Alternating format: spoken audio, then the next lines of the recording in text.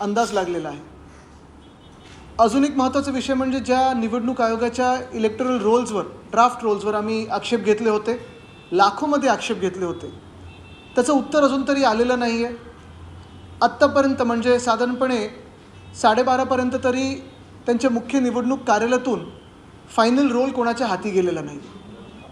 म्हणजे हे final role येणार कधी? आणि आज निवडणुका घोषित झाल्यानंतर फायनल रोलमध्ये देखील लाखो चुका असतील तर नेमकं सोडवणार कोण हा एक विषय झालाच, तो आम्ही मार्गी लावू। पण आपल्यासमोर मुंबईकर म्हणून काही गोष्टी मांडायच्या आहेत ज्या ह्या शासनाने फसव्या घोषणा केलेल्या आहेत। कारण भाजपाला ही जुनी सवय खोटं बोलण्याची आणि भाजप शासनला, भाजपच्या राजवटीला देखील अशा घोषणा करण्याची जुनी सवय। आपल्याला आठवत असेल निवडणुकीपूर्वी म्हणजे राज्याची जेव्हा निवडणूक झाली त्याच्या आधी भाजपनी लाडकी बहिणी 2100 रुपये देऊ हे सांगितलं होतं, अजून तेही झालेलं नाही आहे। गावोगावी जाऊन आम्ही शेतकऱ्यांची कर्जमाफी करू, कर्जमुक्ती करू हे सांगितलं होतं। आपण गेल्या 1 वर्ष पूर्ण पाहिलं आहे शेतकरी आत्महत्या वाढत चाललेल्या आहेत, पण कुठेही कर्जमुक्तीचं नाव तर नाहीच, पण मदत देखील शेतकऱ्यांपर्यंत पोचली नाही। आणि असे सगळे वातावरण जेव्हा 29 शहरं निवडणुकीला सामोरी जात आहेत, महानगरपालिकेच्या निवडणुका आहेत, त्याच दृष्टिकोनातून काही मुंबईसाठी घोषणा ज्या आम्ही मागण्या केल्यानंतर, शिवसेना उद्धव बाळासाहेब ठाकरे पक्ष म्हणून आम्ही मागण्या केल्यानंतर असेल किंवा गृहनिर्माण मंत्र्यांची असेल धावपळ झाली आणि थातूरमातूर उत्तर द्यायचं म्हणून काहीतरी त्यांनी दिलं होतं। आज मी त्या सगळ्या घोषणा त्यांच्या एक्सपोज करणार आहे, त्याची चिरफाड करणार आहे आणि आपल्याच माध्यमातून लोकांना सांगणार आहे की ह्या घोषणा आहेत त्या फसव्या आहेत, भाजप खोटं बोलत आहे, ह्याला बळी पडू नका, फसून जाऊ नका। पहिली घोषणा म्हणजे आपण सगळीकडे पाहत असाल होर्डिंग्स लागलेले आहेत, एक पक्ष ज्या माणसांनी चोरला त्यांचे, की पगडी मुक्त मुंबई करणार। तसं पाहायला गेलं तर पागडी हा विषय महाविकास आघाडीचं सरकार, उद्धव साहेबांच्या सरकारने हा सोडवला होता 79A 79B क्लॉज आणून, ज्याच्यात जर बिल्डिंग एखादी इमारत जी उपकरप्राप्त इमारत असेल ती मोडकळीस आली असेल तर त्याला पहिले 6 महिने जागा मालकाला आणि नंतरचे हे टेनंट्सना आपण देऊन तिकडचा पुनर्विकास आपण शक्य करत होतो।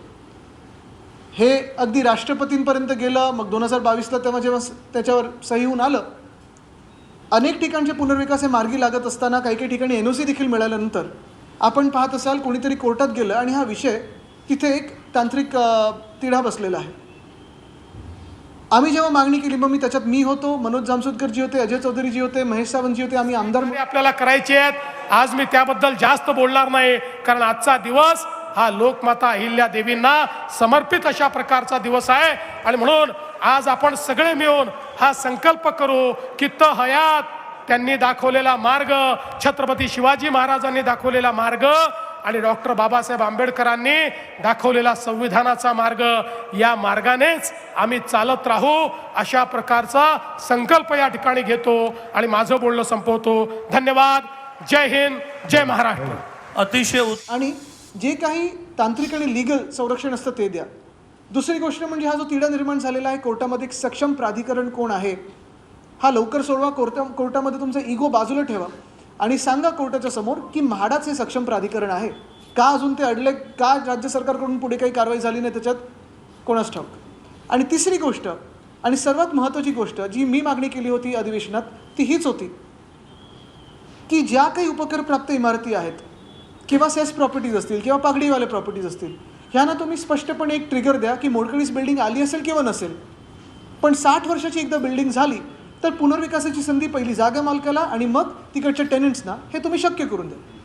पण झालं आहे असं, एका बाजूला हे सगळं न होता जे काही गृहनिर्माण मंत्र्यांनी घोषणा केली ती फक्त आणि फक्त जागा मालकांसाठी होती आणि बिल्डरांसाठी होती, आणि म्हणून त्यांनी जे होर्डिंग लावलेत पागडी मुक्त मुंबई, त्याचा अर्थ हाच होतो की पागडीमध्ये सगळे राहणारे जे मुंबईकर आहेत, जे लाखो मुंबईकर आहेत, त्यांना मुंबईतून बाहेर घालवण्याचा किंवा मग ते अदानीचे कसे धारावीमधले लोक देवनार डम्पिंग ग्राउंडवर न्यायचं तसं तिथे देवनार डम्पिंग ग्राउंडवर नेण्याचा प्रयत्न हा कदाचित एकनाथ मिंदेंचा असू शकतो।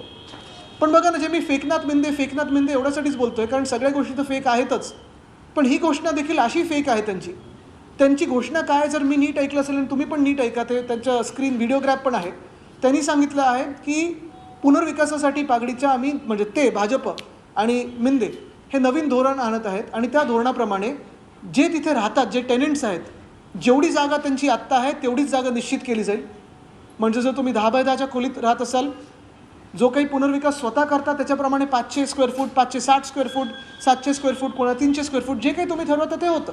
पण मिंदेंच्या घोषणेप्रमाणे आणि ह्या धोरणाप्रमाणे तुम्हाला जेवढी जागा आहे आत्ता तीच सुनिश्चित करून तेवढीच जागा तुम्हाला मिळेल.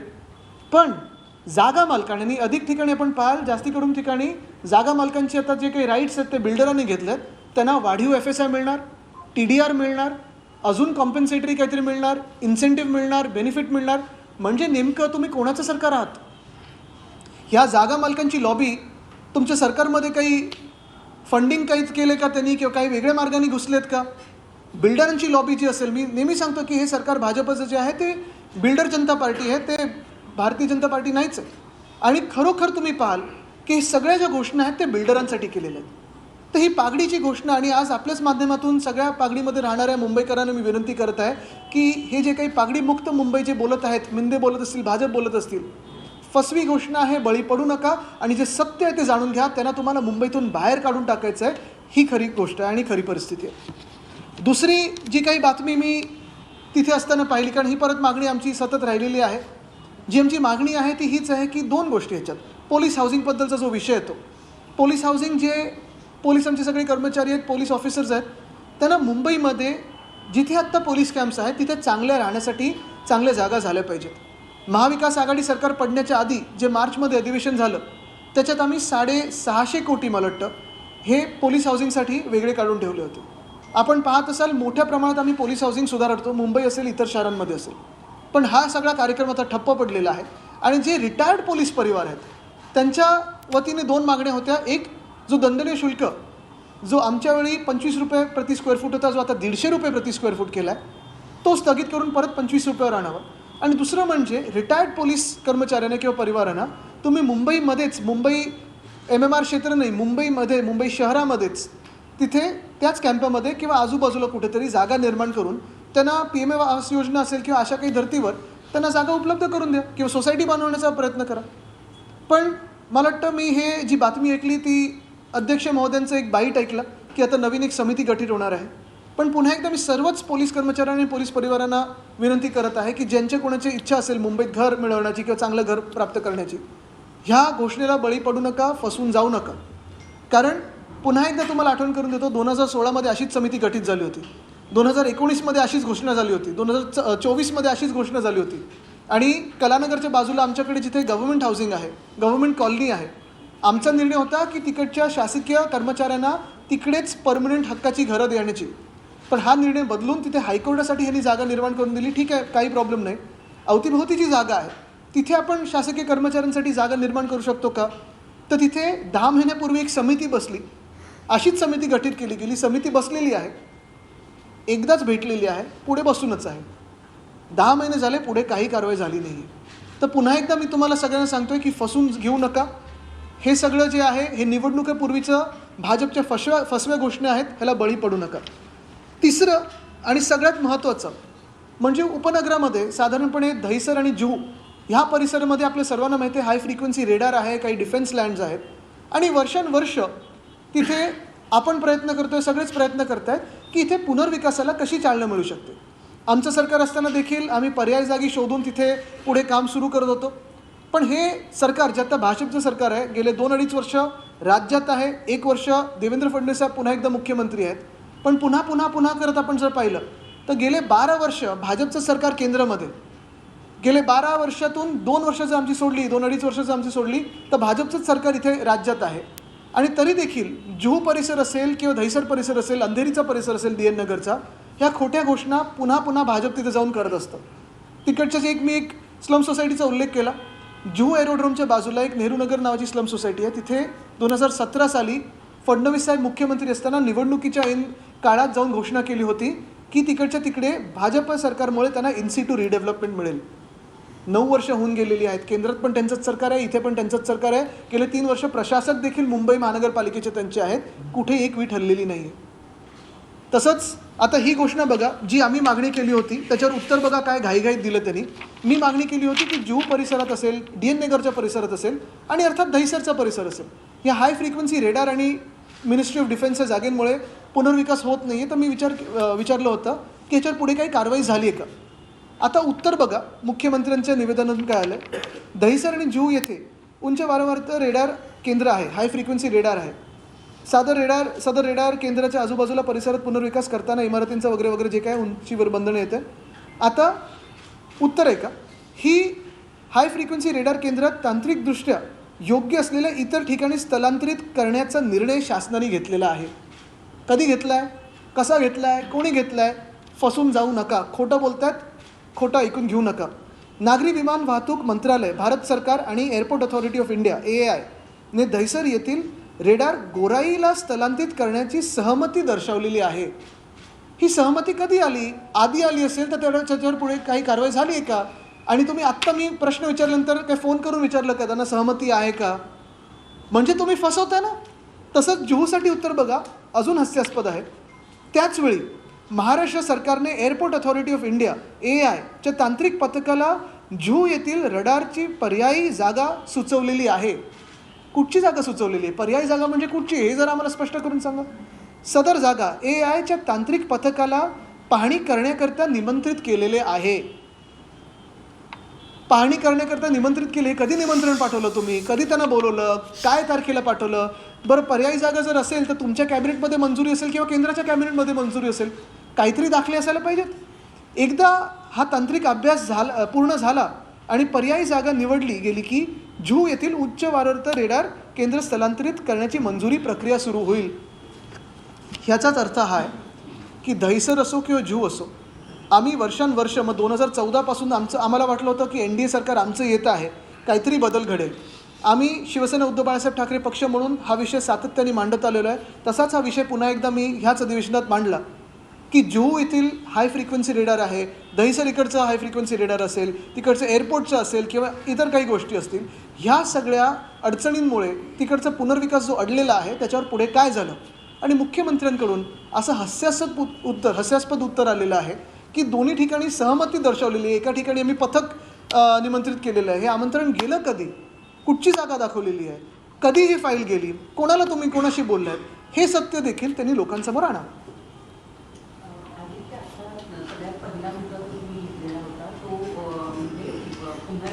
पागडी सिस्टमच्या संदर्भात, परंतु मध्यंतरी ज्या सगळ्या इमारती आहेत यांची विभागणी करून काही म्हाडाला, काही MMRDA ला, BMCला विकसित करण्यासाठी दिले आहे.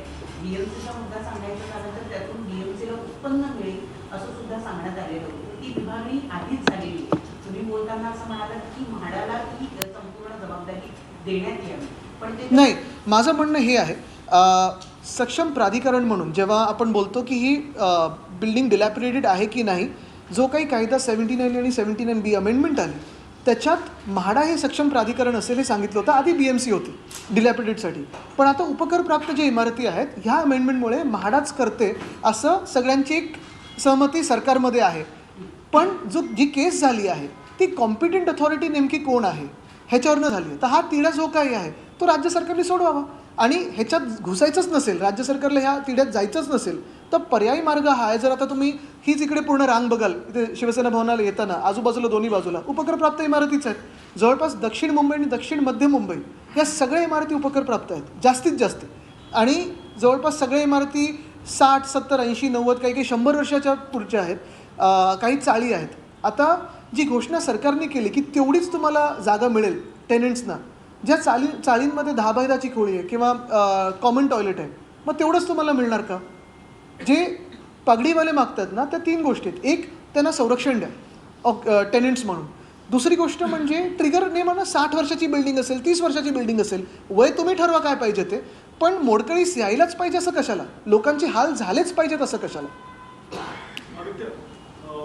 तुम्ही पागडी सिस्टम बद्दल बोललात, खास करून साऊथ मुंबईमध्ये या चाळीस. तुमचं पण पागडीच होतं ना? माझाही पागडी. तर तुम्ही अनेक वेळा फिरलाय, तुम्ही वाचलात, तुमचं रिडेव्हलपमेंटला गेलो ऑलरेडी. त्याच्या आधी फॉर्च्युनेटली आमचं गेलंय, पण बाजूच्या नाही गेलं. माझा प्रश्न असा आहे की महारेरासारखी एक कॉम्पिटंट अथॉरिटी आहे जी इतर वेळी नवीन कन्स्ट्रक्शनवर नेहमी एक वचक ठेवून असते, पण रिडेव्हलपमेंटची जेव्हा गोष्ट येते किंवा पागडीची जेव्हा गोष्ट येते तेव्हा महारेराला काही अथॉरिटी नाहीये. तर जेव्हा तुम्ही कॉम्पिटंट अथॉरिटीची गोष्ट करता तर महारेराला या अथॉरिटी दिल्या तर चालतील का, किंवा महारेरा ही तुम्हाला वाटतं का की कॉम्पिटंट अथॉरिटी आहे? बघा, मुंबईमध्ये साधारणपणे 14,500 ते 15,000 इमारती ज्या सेस्ट आहेत किंवा उपग्रह प्राप्त आहेत.